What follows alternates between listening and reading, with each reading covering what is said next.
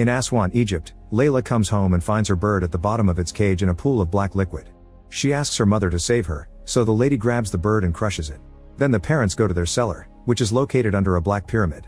Here they check on a mysterious sarcophagus, which is so heavy that the father has to use a chain mechanism to open it. Inside there's a mummy, and the mother comes closer to see if it's awake. Suddenly the mummy moves and the candles go out. The couple quickly lights the candles again and the mother says that the mummy isn't awake. However, the mummy snaps out of its bindings and the chains move to attack the father, stabbing him in the jaw to lift him and kill him.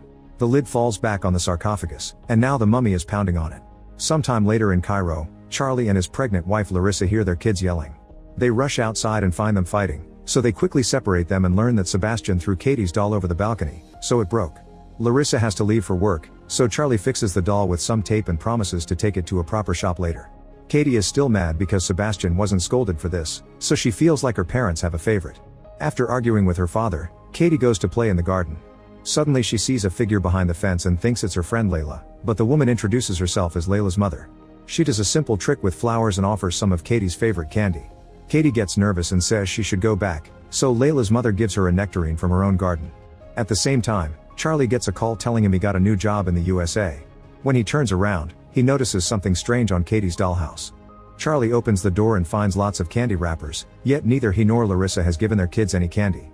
He goes to ask Sebastian where the wrappers come from, and Sebastian says Katie only shared the candy with him if he promised not to tell their parents.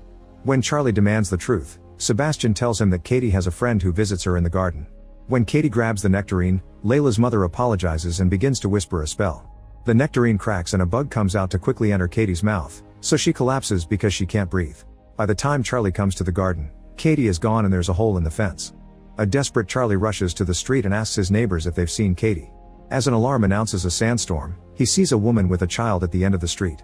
He immediately starts chasing them and manages to keep up for a few blocks, but the sandstorm and the people panicking over it cause him to lose sight of them. At the police station, Detective Delia talks to Larissa and Charlie, who tell her that Katie is missing and show her the wrappers. Dalia's boss tells her to first check the family in case they killed her, and Charlie understands enough words to freak out at the implication. 8 years later, the family is living in New Mexico, yet they still keep a room ready for Katie. Their new child is a healthy daughter called Maud, and Larissa's Catholic mother Carmen lives with them too. Since Katie disappeared, they haven't gone on vacations. In the eastern desert of Egypt, a boy is working on his bicycle while behind him a plane crashes.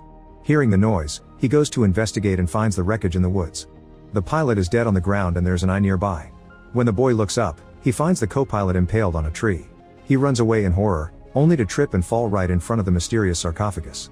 Later, researchers are frustrated because their team wasn't able to look inside the sarcophagus with any machine. They decide to open it anyway, admitting they never saw this model before. Inside they find a mummy, so they start removing the linen and notice some runes on it. The mummy's hand has long nails but the flesh is still fresh. When they remove some linen from the face, they're shocked to see a young girl. As they take pictures, the mummy wakes up with black eyes and a bug emerging from her mouth. She starts screaming as she squirms in the sarcophagus. In New Mexico, Charlie and Larissa get a call from the US Embassy in Egypt, who inform them that Katie has been found alive.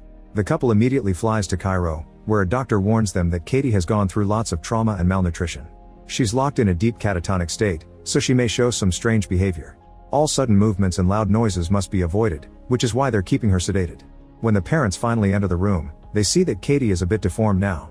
As they talk gently to her, they notice some scratches. The doctor explains that she kept clawing when they admitted her. Larissa listens to her heartbeat and the doctor confirms that physically she's still strong.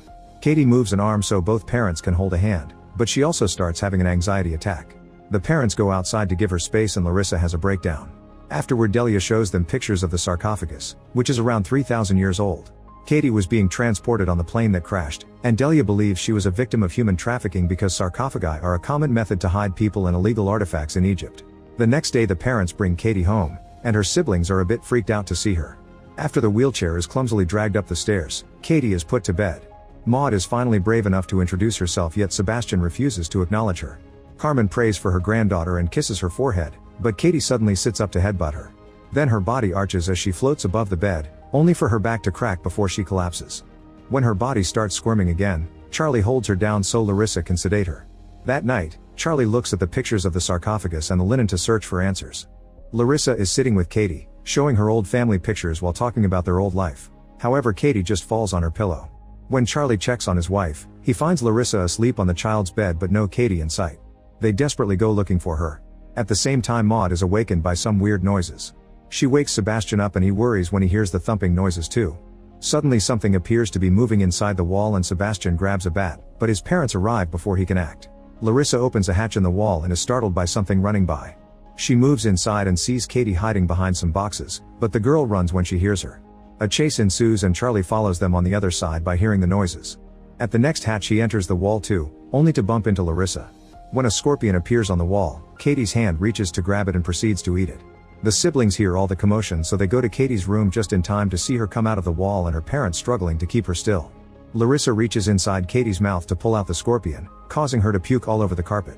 The next day Charlie tries to take the kids to school and finds the gate blocked by coyotes. He has to honk the horn several times before they let them pass. At school, Charlie asks Maud not to tell anyone about Katie yet. Sebastian wants to know what really happened to his sister, but Charlie admits he doesn't know. At home, Carmen brushes Katie's hair, which keeps falling, while Larissa cuts her nails. When she hears a strange noise, Larissa notices that the toenails reappear in Katie's mouth. Meanwhile, Charlie installs a lock on the hatch in Katie's room. At that moment he notices a bloodstain under the carpet. He becomes horrified when he lifts the carpet and finds a nasty goo that is damaging the wood. When Larissa tries to cut Katie's last nail, it's so hard that she has to apply extra strength. This causes her to pull the nail and rip off a large piece of skin. Suddenly Charlie hears Carmen calling for him, so he rushes to the bathroom, only to find both women on the floor and no Katie. A noise makes him notice that Katie is running down the stairs. He immediately follows her and almost trips over some fallen fire pokers near some bloodstains. On the wall, there's a bloody handprint. Charlie opens the door and discovers Katie painfully using a fire poker, as if this could get rid of her foot. Minutes later Katie is sedated in bed again and Larissa bandages her foot. Charlie thinks they should send her to a specialized facility, but Larissa refuses to lose her again. An argument ensues in the corridor and Charlie realizes that Larissa blames her for Katie's disappearance, but he points out that she hadn't known about the candy friend either. Larissa is hurt by this and slams the door in his face. In the bedroom, a crying Larissa asks Katie to speak and gets so frustrated that she shakes her a bit. Katie responds by spitting on her. In the bathroom, Charlie finds the piece of Katie's skin and notices some weird marks. On his desk, he separates the layers until he sees runes matching the linen. The next day Charlie visits an archaeology professor and shows him pictures of the runes. The professor explains that this is written in hieratic, the first cursive script of ancient Egypt. Charlie begs him to translate it. That night, Charlie holds Katie's hand and apologizes as he cries on top of her. Suddenly he hears a weird sound and realizes that the strange jaw clicking is Katie communicating with Morse code. He quickly writes it all down in a notebook, then he rushes to find Katie's old Girl Scout things, which include a Morse code guide. When he translates the message, it repeatedly says the word Layla. Charlie calls Delia to tell her about this. Delia asks him if there's someone among the family's friends with that name, or if someone like that ever contacted them. This inspires him to check a chest full of old letters, where he finds a card with a candy drawing signed by Layla. Meanwhile, Maud comes out of the bathroom and hears a song coming from Katie's room. She wonders if that voice is her sister's and Katie confirms she can talk, but she asks Maud to keep the secret for now. Suddenly Katie appears behind the door and tries to lick Maud's feet, causing her to run away. However, Katie whispers some dark magic to make Maud freeze. Then Maud's body starts floating and she has trouble breathing. As the lights start flickering, Maud crashes into the door. In the morning Delia receives the card from Charlie and checks the system, but finds several Laylas with the surname on the message. With the help of a colleague, she discovers that the only post office that could have sent that card is in the middle of the desert in Aswan, close to the place of the plane crash. The only other thing there is a nectarine farm, which doesn't make sense to be in a desert. Delia checks the pictures of Katie's disappearance and notices the nectarine on the ground. In the meantime, Charlie meets with the professor, who confirms that the strange text is hieratic and was inked on ceremonial bindings. The word Nasmaranian is repeated several times, so the professor plays a tape of an international lecture on ancient Egyptian demonology. Nasmaranian is an ancient demon who destroys families, traveling from person to spread cruelty. The only way to defeat it is the words on the bindings, which are wrapped around the possessed person to keep the demon trapped. At school, Maud insults the teacher. At the same time at home, Katie smiles because she's controlling her sister. In Aswan, Delia finds the farm but nobody comes when she knocks. She decides to break in through the back door and search every room. Eventually she finds a pyramid and a chain that indicates the location of the cellar. She goes down and finds the contraption where the sarcophagus used to be. When she returns to the house, she tries to use her phone but there's no signal. At that moment she notices the front door is open. There's someone in the next room, so Delia pulls out her gun and announces she's the police, causing the figure to run. Suddenly Layla's mother comes out and tries to attack her with a knife, so Delia shoots her down. Then Delia tries to ask her about Katie, but she's distracted by Layla appearing at the door. Layla immediately runs and Delia follows her until she corners her on the edge of a cliff.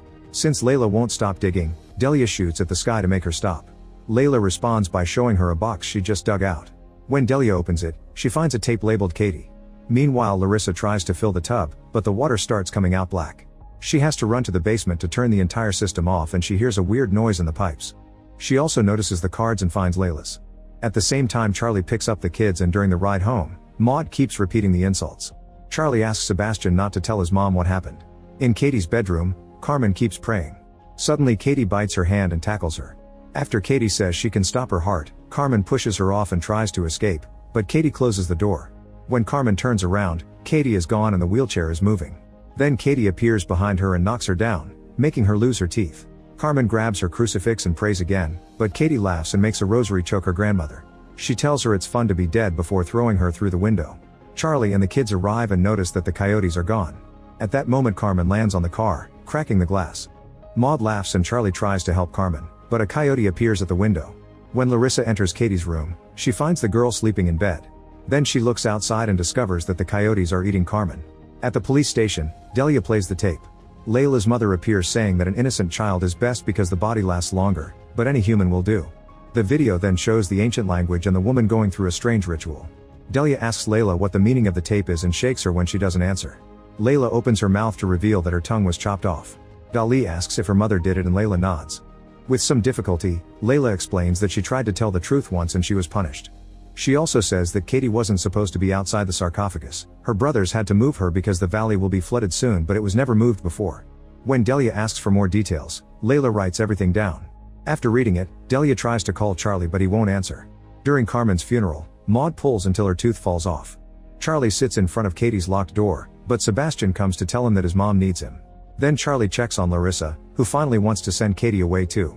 Meanwhile, Sebastian guards Katie's door and hears her talk. She uses a sweet voice to say she wants to join the party, so Sebastian runs to hide in his room and puts on his headphones.